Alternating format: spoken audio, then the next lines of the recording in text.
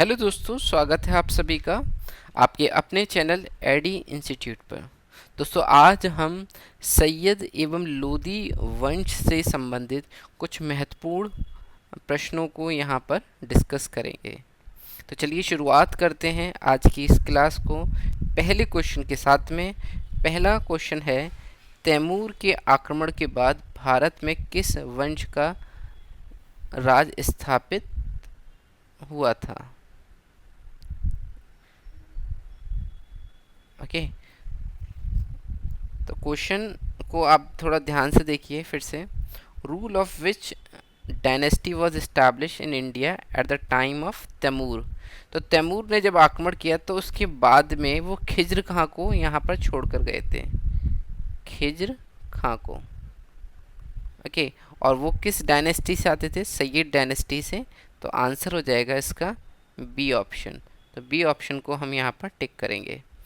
अगले प्रश्न पर आते हैं। अगला प्रश्न है, दिल्ली की राजगद्दी पर अफगान शासकों के शासन का निम्नलिखित में से कौन सा एक सही कालानुक्रम है? Which one of the following is the correct chronological order of Afghan ruler to the throne of India. अब आपको ये पता होना चाहिए, इब्राहिम लोदी तो सबसे लास्ट में आया था क्योंकि उसको बाबर ने हराया था और मुग़ल डायनेस्टी की स्थापना की थी। तो इब्राहिम लोदी लास्ट में, देखो इन दो जगहों पर है। और लोदी वंश को स्थापित करने वाला जो रूलर था उसका नाम था बहलोल लोदी। तो आंसर हो जाएगा सी, बहलोल लोदी, सिकंदर लोदी और Ibrahim Lodi. This is the right answer, option number C. अगला प्रश्न है, निम्नलिखित में से कौन अफगान मूल के थे? तो अफगान लोदी जो डायनेस्टी थी वो अफगान मूल की थी, इसलिए लोदीज को हम यहाँ पर टिक करेंगे। ऑप्शन नंबर डी होगा। अच्छा, लास्ट एक बार मैंने पहले भी आपको ऑर्डर याद करने के लिए एक ट्रिक बताई थी, तो वो अगर याद रखेंगे तो बहुत ही आपके लिए इजी होगा।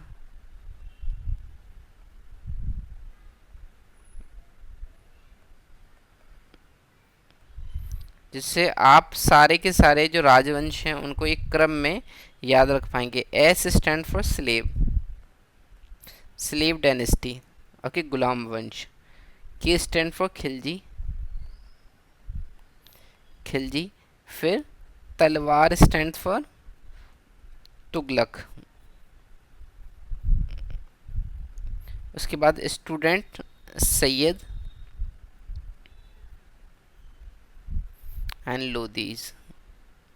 तो देखो कितनी आसानी से याद हो गया। बस आपको एक छोटा सा निमोनिक याद रखना है, एस के तलवार, स्टूडेंट ऑफ लॉ, और इसी से आपको बिल्कुल याद हो जाएगा।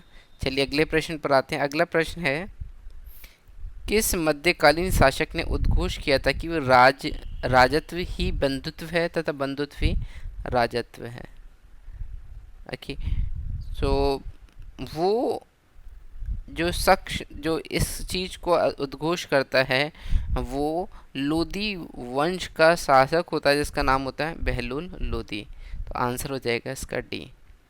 अगला प्रश्न है, निम्नलिखित में से किसने अरब, फारस एवं एशिया से विद्वानों को आमंत्रित किया था?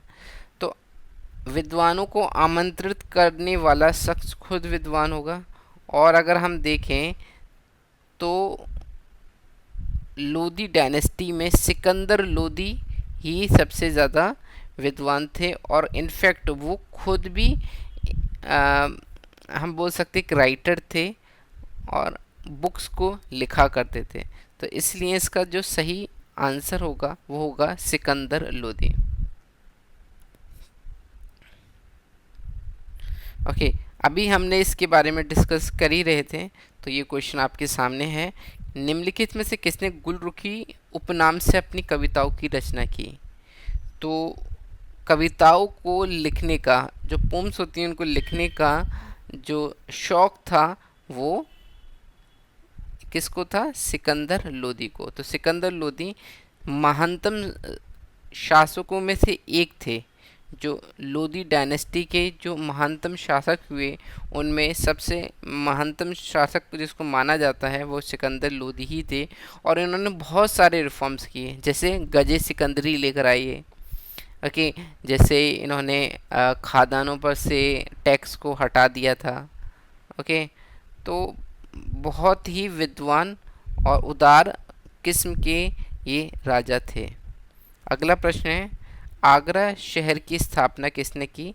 तो इन्होंने ही आगरा शहर की स्थापना भी की थी, तो सिकंदर लोधी इसका सही आंसर होगा। अगला प्रश्न है, इनमें से किस सुल्तान ने सल्तनत की राजधानी दिल्ली से आगरा स्थानांतरित की थी? तो दिल्ली से आगरा सिकंदर लोदी ने। तो यमुना के किनारे उन्होंने आगरा को बसाया और फिर दिल्ली से आगरा को अपनी राजधानी बनाया था।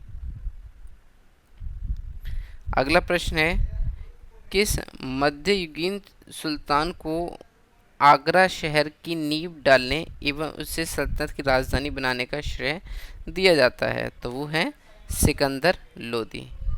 अगला प्रश्न है, जिसके शासन में गुरु नानक देव ने सिख धर्म की स्थापना की थी वह कौन था? तो जो गुरु नानक देव जी थे वो सिकंदर लोदी के कंटेम्प्रेरी थे। ओके, तो सिकंदर लोदी के कंटेम्प्रेरी थे, तो ये इसका सही आंसर होगा, पी ऑप्शन। अगला प्रश्न है, उस सुल्तान का नाम बताइए जिसने खाद्यान्नों पर से ज़कात हटाया? तो सिकंदर लोदी ने खाद्यान्नों पर से ज़कात हटाने का काम किया था। अगला प्रश्न है, निम्नलिखित में से किसने अरब, फारस एवं मध्य एशिया से विद्वानों को आमंत्रित किया था? तो विद्वान थे सिकंदर लोदी, उन्होंने ही किया था। और अगला प्रश्न है, महाराणा सांगा ने इब्राहिम लोदी को किस युद्ध में परास्त किया था? तो महाराणा सांगा जो थे, जिनको खानवा की लड़ाई में बाबर ने हराया था, उन्होंने इब्राहिम लोदी को 1517-18 के आसपास खतौली के या घटरौनी के युद्ध में उनको परास्त किया था। ओके दोस्तों, I hope you like this lecture.